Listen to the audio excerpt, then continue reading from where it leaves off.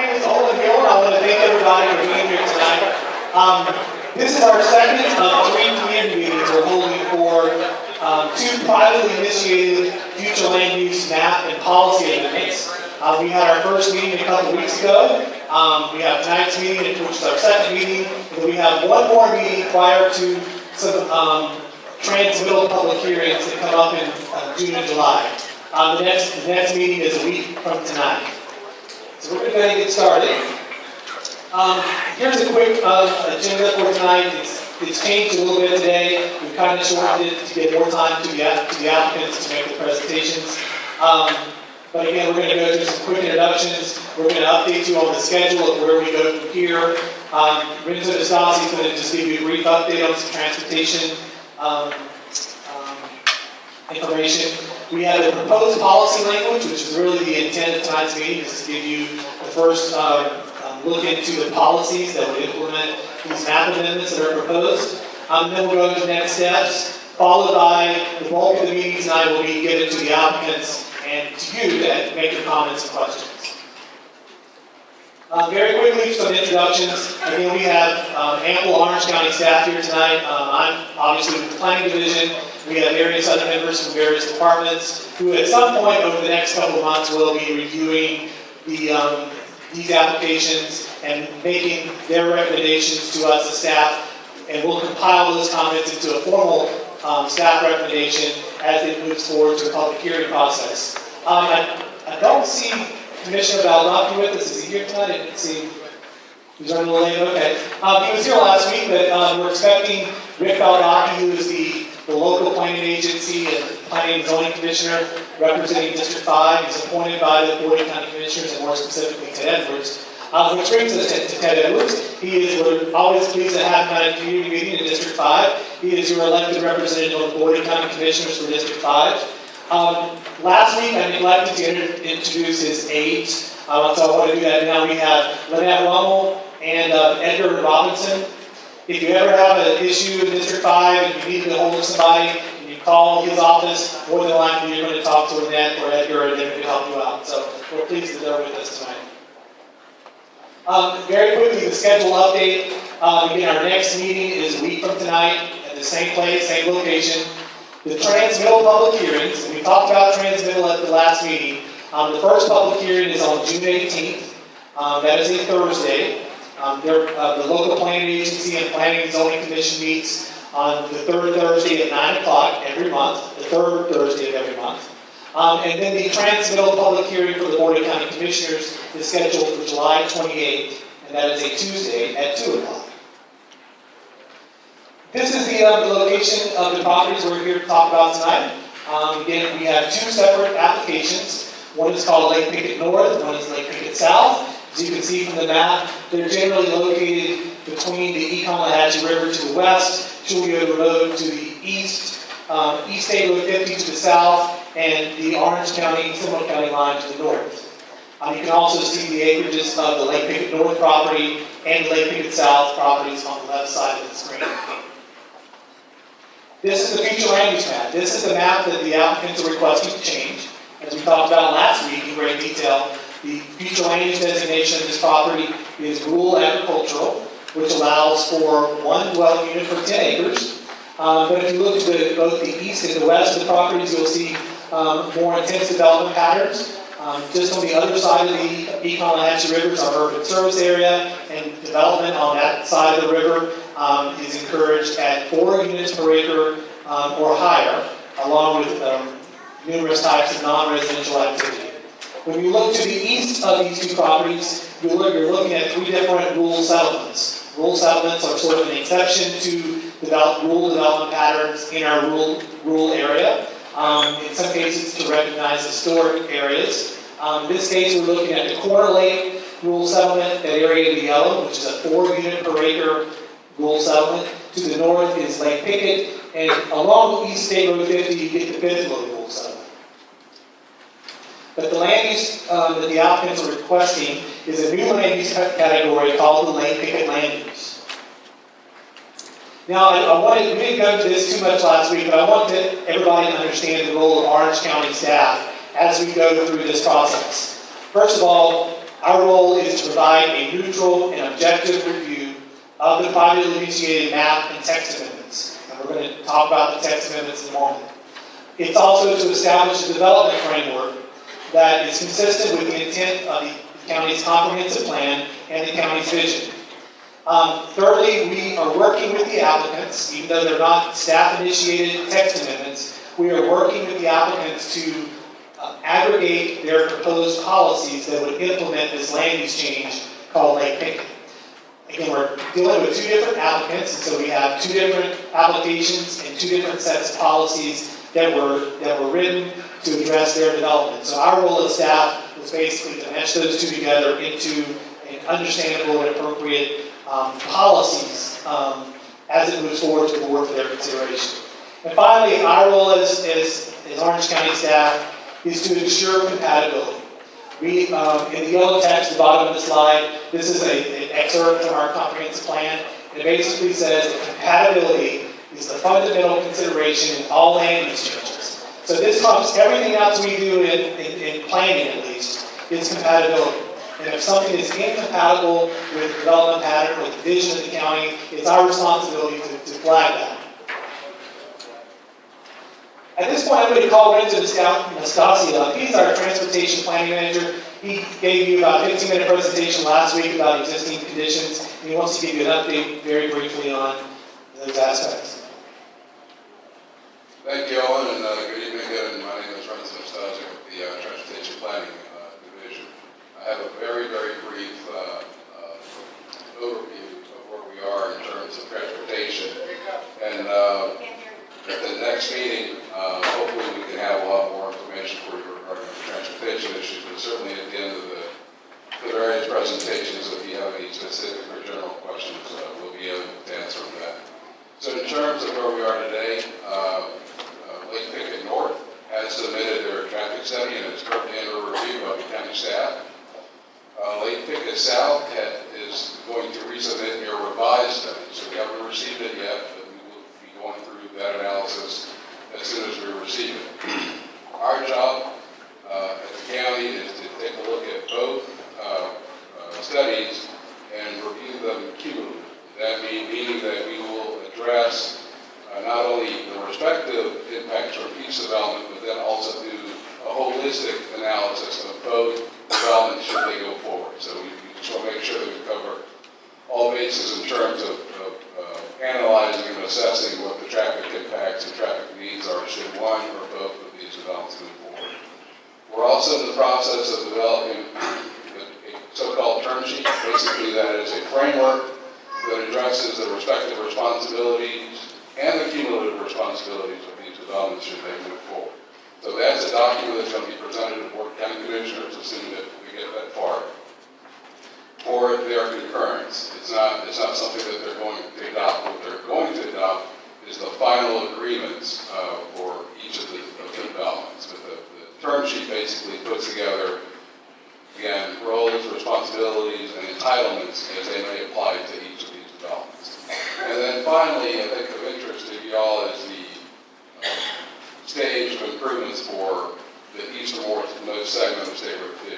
We've had several discussions with the Florida Department of Transportation. Of course, you know that State Road 50 is a state road, therefore we have to coordinate any future improvements or the potential advancement of those improvements with the Florida Department of Transportation.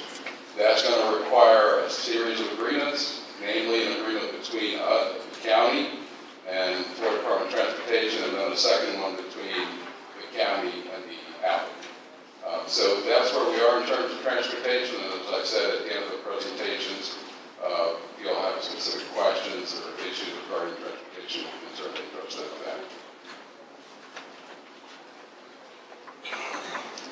Thank you, Renzo. Don't run off too far. Well, that brings us to the purpose of tonight's meeting. And this is, again, as I mentioned earlier, last week we focused primarily on the map amendments, and we gave the applicants the opportunity to present their projects to you and to show you the regulated plans, which we'll talk about in a second.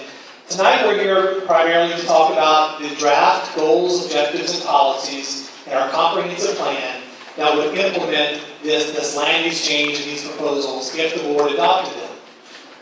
The proposed goals, objectives, and policies at this point are in draft form. They're not completely finished. We're still working with the applicants. Some of the development programs may change a little bit, so we want to make sure we flesh through all the issues before we roll those out to the public or to the Board of County Commissioners for transmittal consideration. They will be available in draft form. However, you will be able to access them on our website. Go to the county calendar, see one of our staff members will walk you through that process. But if you want to look at the more extensive version of what we're going to talk about tonight, you'll be able to find that on our website. If we were to talk about it tonight, I can tell you that the policies are about 9 pages long, small print. So it's, set aside some time to read it if you like. The policies are written by the applicants. The only thing we as staff did was, again, to work with them to make sure it fits within the framework of our comprehensive plan. But the policies are written to stand alone. And when we say that, we mean that when the policy and the map amendments get to the Board of County Commissioners for either transmittal or adoption, the policies actually could be approved by the board without the map amendments. So the policies were created to allow for consideration of more intense development patterns within this Lake Pickett area. It is conceivable that the board may find that the policies that we're going to go over are appropriate, but maybe for whatever reason they determined that the map amendments are premature.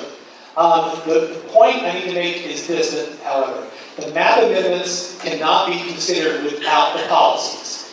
If there are no policies, there are no map amendments. But the text amendments can stand alone if it proceeds in that fashion. So let's just jump right into the policies. Again, everything that you're going to see on the slide tonight is just a quick summary of what you'll find in the text, abbreviated versions of what's being discussed tonight. Our first text that we need to talk about is Goal Future Land Use 6. This is in our comprehensive plan, in our future land use element. And this goal simply addresses the management of lands in the rural service area and the importance of conserving natural assets and protecting existing rural communities. As we looked at that map earlier, you'll remember the Econ River is basically the boundary of our urban growth boundary, urban service area. This property is on the east side of the Econ, and therefore it is technically in our rural area. This goal addresses how we manage growth in the rural area, and therefore this policy, which currently exists in our comp plan, is being amended, or proposed to be amended by the applicants to insert the words Lake Pickett area in the list of other areas that are identified as needing protection or importance in conserving natural assets. Now we're getting into the policies that are brand new. They do not exist, but they address the specific Lake Pickett properties. The first one is Objective Blue 6.8. This addresses the Lake Pickett land use designation that appears in the map that they're going to show you tonight, and that they also showed you last week. This policy, or this objective, addresses that if development takes place on this property, that it must provide a transitional development pattern through a transect zone approach.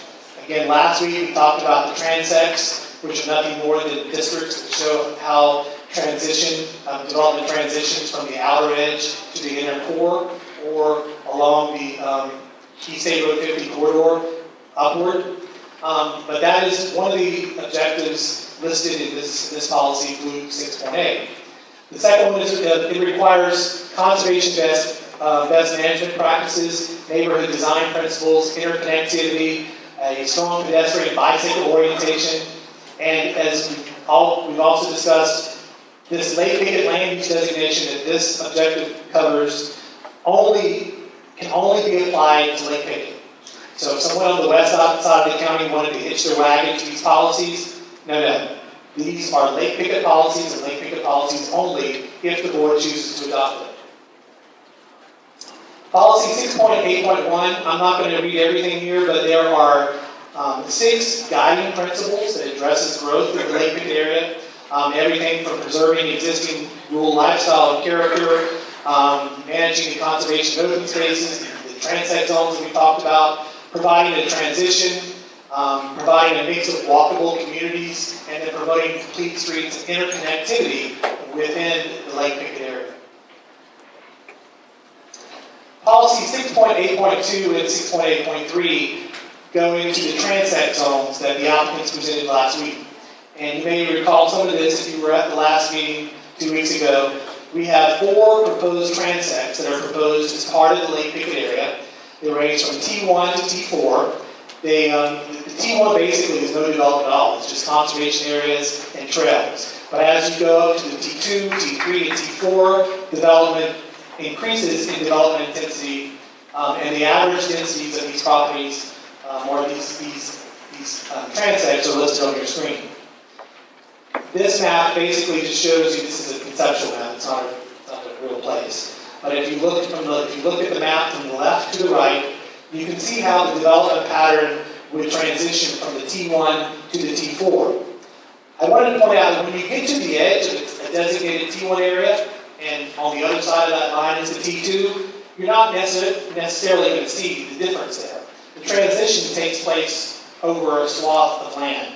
So you may see like-to-like development patterns along the boundaries that separate each of the transects, but the intent is to provide that transition from lower intensity and densities on the left up to the higher intensities and densities to the